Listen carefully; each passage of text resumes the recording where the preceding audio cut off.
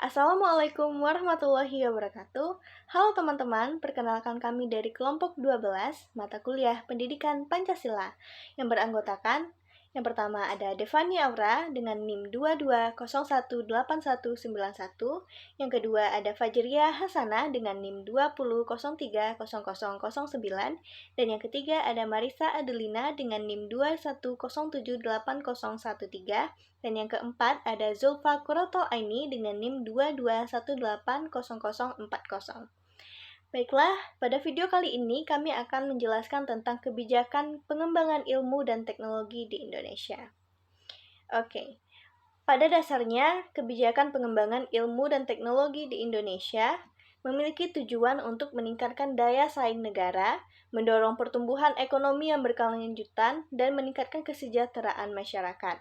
Berikut merupakan beberapa kebijakan yang telah dan sedang diterapkan di Indonesia dalam bidang pengembangan ilmu dan teknologi. Yang pertama, ada Rencana Pembangunan Jangka Menengah Nasional atau RPJMN.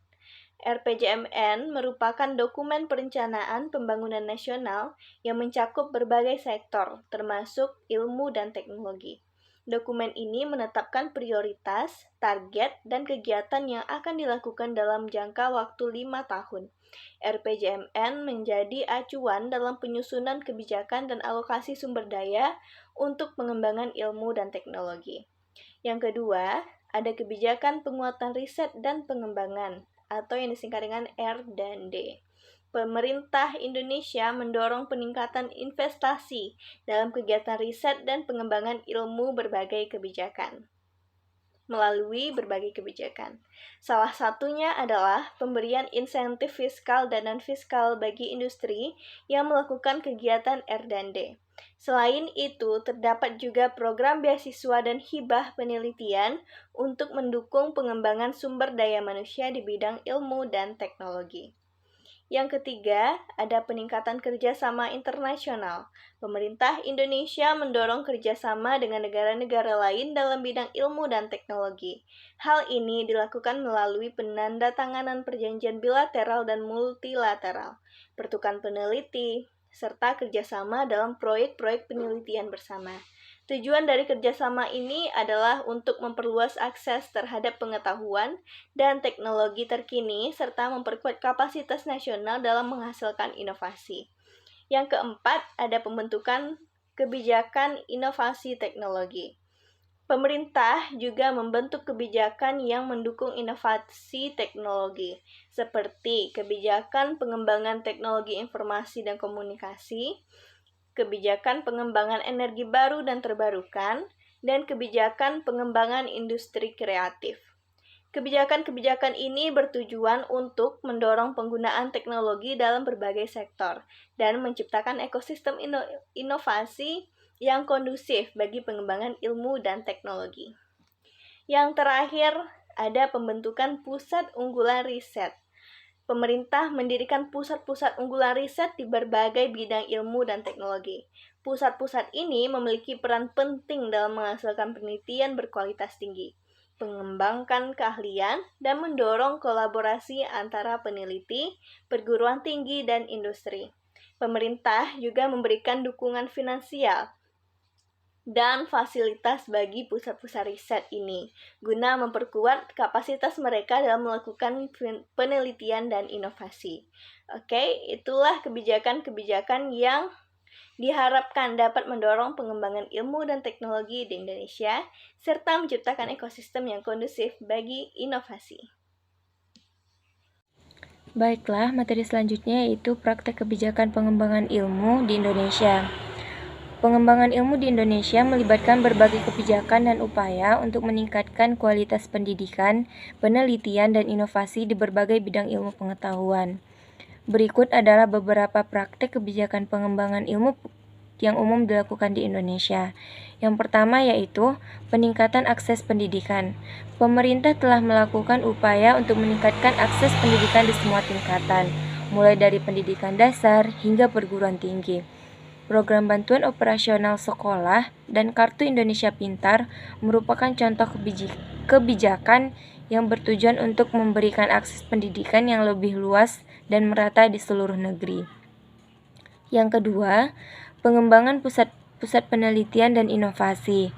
Salah satu contohnya adalah Badan Riset dan Inovasi Nasional yang bertanggung jawab untuk mengkoordinasikan dan memfasilitasi kegiatan riset di Indonesia. Yang ketiga, program beasiswa dan penelitian. Program beasiswa seperti beasiswa unggulan, beasiswa pendidikan magister menuju doktor, dan beasiswa pendidikan doktor bertujuan untuk meningkatkan jumlah dan kualitas tenaga akademik yang berkualitas tinggi di Indonesia. Yang keempat yaitu kerjasama internasional. Pemerintah Indonesia mendorong kerjasama internasional di bidang ilmu pengetahuan dengan negara lain. Kerjasama ini memungkinkan pertukaran pengetahuan dan teknologi serta memperluas jaringan kolaborasi dalam pengembangan ilmu. Yang kelima, inovasi dan transfer teknologi. Hal ini bertujuan untuk pengembangan riset dan inovasi yang berdampak langsung pada pembangunan dan kesejahteraan masyarakat. Yang keenam, pembentukan klaster riset dan pengembangan. Klaster riset ini membawa bersama-sama para peneliti, institusi pendidikan dan industri untuk berkolaborasi dalam penelitian dan inovasi serta mempercepat transfer pengetahuan dan teknologi ke masyarakat. Yang ketujuh, peningkatan dana riset. Pemerintah terus meningkatkan alokasi dana untuk penelitian dan pengembangan ilmu pengetahuan. Hal ini dilakukan melalui peningkatan anggaran riset dan pendidikan dalam rencana pembangunan. Assalamualaikum warahmatullahi wabarakatuh. Perkenalkan, nama saya Zulfa Qurratul Aini. Akan membacakan tentang praktik kebijakan pembangunan di Indonesia. Sebelum tahun 1970-an, pembangunan dipandang sebagai fenomena ekonomi, di mana peningkatan keuntungan secara cepat dan pertumbuhan GNP per kapita akan memberikan efek tetasan ke bawah. Dalam bentuk perluasan ekonomi, perluasan kesempatan kerja dan kesempatan ekonomi lainnya, atau menciptakan kondisi yang diperlukan bagi terdistribusinya manfaat pertumbuhan ekonomi dan sosial secara lebih luas. Masalah kemiskinan, pengangguran, dan distribusi pendapat adalah hal kedua yang akan diselesaikan oleh pertumbuhan itu sendiri. Pengalaman tahun 1950-an dan 1960-an mengisyaratkan bahwa ada sesuatu yang salah dengan definisi yang sempit dari pembangunan. Karena banyak negara dunia ketiga mewujudkan target pertumbuhan ekonomi mereka. Tetapi tingkat hidup masyarakat relatif tetap bahkan sebagian besar tidak berubah. Sehingga pada tahun 1970-an, pembangunan ekonomi didefinisikan kembali dalam hal pengurangan atau penghapusan kemiskinan, ketidakadilan, dan masalah pengangguran dalam konteks pertumbuhan ekonomi. Distribusi pertumbuhan menjadi slogan umum pembangunan ekonomi. Baiklah, saya Marisa Adlina akan melanjutkan materi sebelumnya yang berjudul Praktik Kebijakan Pembangunan di Indonesia. Pada dasarnya, kebijakan pembangunan Indonesia telah mengalami berbagai pertumbuhan seiring dengan perkembangan teknologi. Berikut ini adalah beberapa contoh praktik kebijakan pembangunan di Indonesia. Yang pertama yaitu pembangunan infrastruktur. Pemerintah Indonesia telah melakukan berbagai upaya dalam meningkatkan infrastruktur di seluruh negeri. Proyek-proyek pembangunan seperti jalan tol, jalan raya, pelabuhan, bandara, dan jaringan listrik telah diberikan prioritas untuk memperkuat konektivitas antar wilayah dan mendukung pertumbuhan ekonomi. Yang kedua yaitu penanggulangan kemiskinan.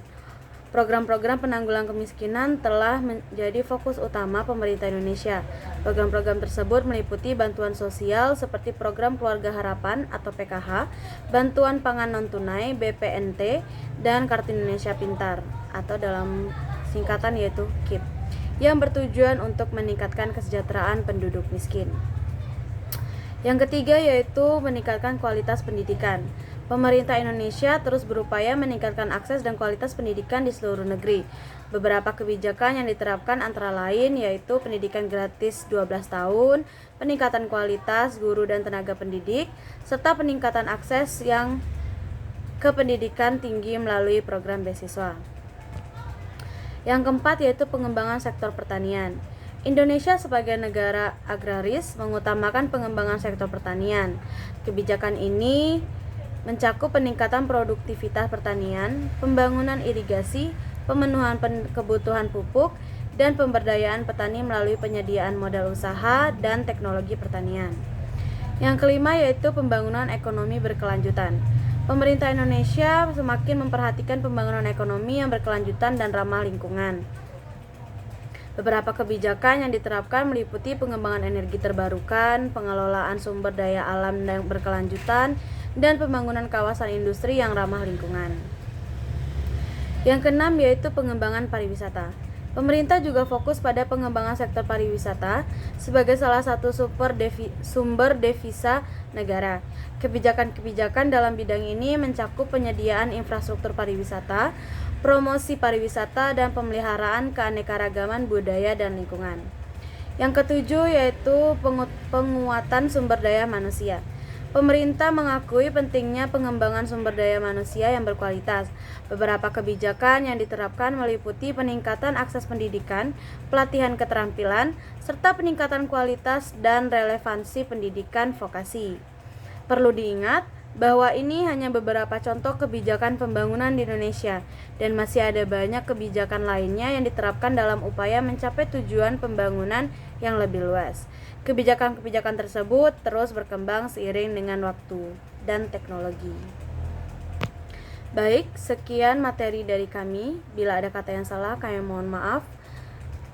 Kepada Tuhan kami mohon ampun. Saya akhiri. Wabillahi taufiq wal hidayah. Wassalamualaikum warahmatullahi wabarakatuh.